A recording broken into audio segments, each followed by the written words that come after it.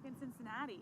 Yeah. How does it feel? It's been 2 years for you guys, and I know you're really a proud Cincinnatian. Can you talk about being back here? Yeah, I mean, I always love the opportunity to come back here and show people around. It's so funny. I was just talking to them when I found out we were training here. The last time I trained here was high school, or like played here. I played like a high school tournament here. I was like, I never thought I'd be back on this field. So it's so funny, but the field looks great. Yeah, it's great to be back. I like love Cincinnati so much. I'm always so happy to be home, and I'm always so happy when I can bring people here and show them what a great city it is. A little bittersweet though, not being able to play, but you have other Cincinnatians to still kind of help show off the team. Talk about like the bittersweetness, but still have, you know, that representation. Yeah.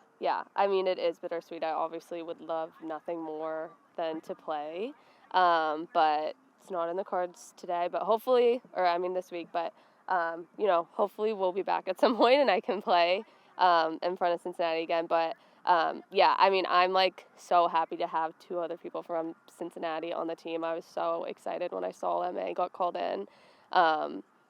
Like so cool for her to have her first camp in her hometown, and just to have two people that like, you know, get the love for the city, and it's a special place, and now I have two people who understand that too. Rose, this feels like, and I think Aubrey just spoke to us a little bit about this too, but it feels like a transition moment for the whole program, which happens, right?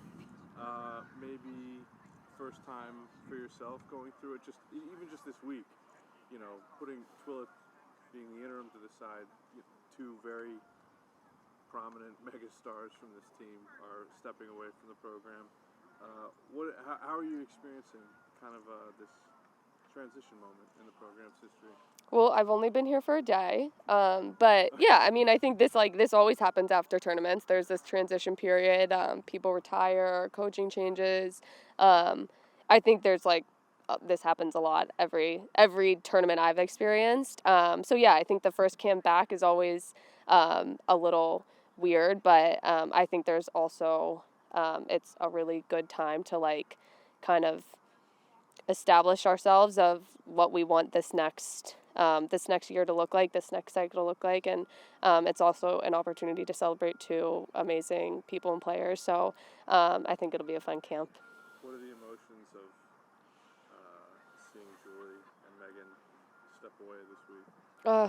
I mean, it's sad, but it's happy sad. Like, they've had such amazing careers, and I'm so honored to have been able to share the field with them and get to know them off the field. I think growing up, getting to watch them, it was so special. So I think to be able to have gotten to spend so much time with them in this environment and see how they tick, and also just how great they are off the field too. It's been such a pleasure. So I'm sure there'll be a lot of tears, but it'll be happy and sad. I'm so happy for them and what they get to do in this next chapter of their lives, but I'm so sad I don't get to play with them anymore. You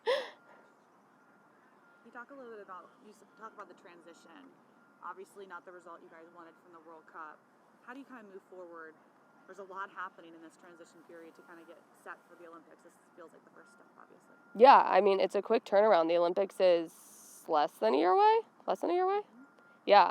But yeah, I mean, I think that last game in the World Cup obviously was our best game. So I think it's building on that. And then obviously we have some new players in too. So I think that's exciting. I think we're excited to see what we can do building off that last game, and excited to see all of the new talent and the people that have been here and how we all mesh and how we can grow and build and be better for it.